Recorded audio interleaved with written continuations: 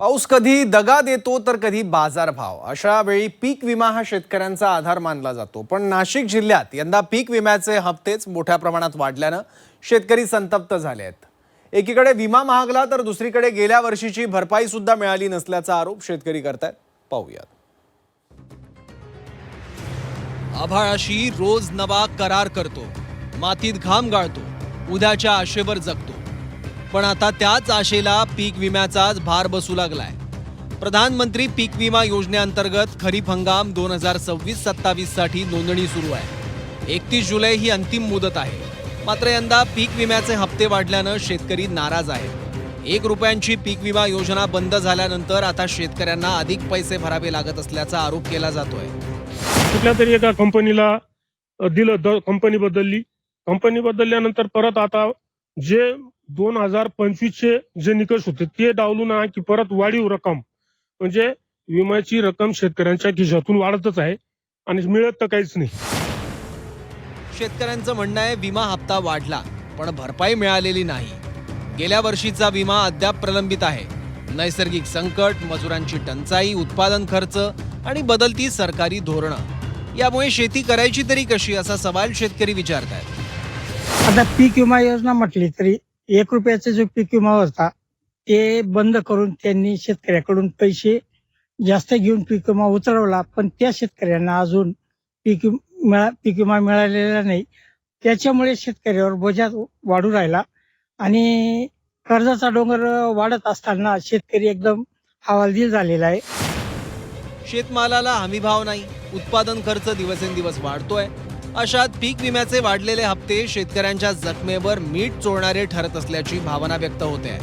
शासनाकडे वारंवार पाठपुरावा करून सुद्धा विमा रक्कम मिळत नसल्याची खंतही शेतकऱ्यांनी व्यक्त केली आहे। शेतीमालाला कुठलाही भाव नाही आणि जे पीक विमा जो देतो आपण, त्या पीक विमा मागे आपल्याला काय मिळतं? मजुरी तर आपली काही त्याच्यामध्ये काहीच भेटत नाही पीक विम्यामध्ये। तरी सुद्धा शासनाच्या दारी जाऊन पदोपदी आपण प्रत्येक कागदपत्र, प्रत्येक गोष्टी आपण पाठपुरावा करतो, तरी त्याचा काही उपयोग होत नाही। आता मागील वर्षीपेक्षा पीक विमा कितीने अधिक महाग झालाय पाहूया। आता बाजरी पिकासाठी 2025 मधला विम्याचा दर होता 560 रुपये। हाच दर आता 640 झालाय। त्यामुळे शेतकऱ्यांवर 80 रुपयांचा अधिकचा भार पडतोय। यात विमा संरक्षण मिळतंय 32,000 रुपयांचं। मका पिकासाठी 2025 मधला विम्याचा दर होता 360 रुपये आणि आता नवा दर आहे 800 रुपये। म्हणजे शेतकऱ्यांवर अधिकचा भार पडतोय 440 रुपयांचा आणि यात विमा संरक्षण मिळतंय 40,000 रुपयांचं। कांदा पिकासाठी 2025 मधला विम्याचा दर होता 680 रुपये, पण 2026 मधला दर करण्यात आलेला आहे 1500 रुपये।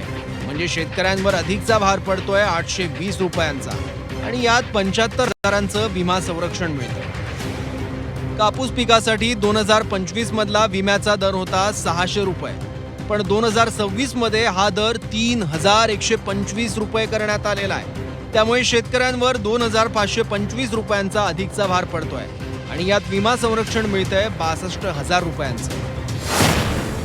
दरम्यान कृषी विभागानं मात्र शेतकऱ्यांना पीक विमा काढण्याचं आवाहन केलंय। अल निनोच्या प्रभावामुळे यंदा पावसात अनिश्चितता राहू शकते। संभाव्य नुकसान टाळण्यासाठी पीक विमा आवश्यक असल्याचं कृषी अधिकाऱ्यांचं म्हणणं आहे। चालू वर्षी मान्सूनवर अल निनोचा प्रभाव असल्यामुळे चालू वर्षी 90% सरासरीचा पाऊस शक्यता वर्तवलेली आहे हवामान विभागाने। त्या धर्तीवर चालू वर्षी विमा फायदेशीर ठरणार आहे आणि नाशिक जिल्ह्यासाठी इफ्को टोकियो इन्शुरन्स कंपनीची निवड झालेली आहे। पाऊस कधी येईल, भाव कधी मिळेल याची शाश्वती नाही। त्यातच वाढता पीक विमा शेतकऱ्यांच्या चिंतेत भर घालतोय। त्यामुळे आता प्रश्न एवढाच आहे की विमा हप्ते वाढवणं पुरेसं आहे की शेतकऱ्यांना वेळेवर भरपाई देणं अधिक गरजेचं।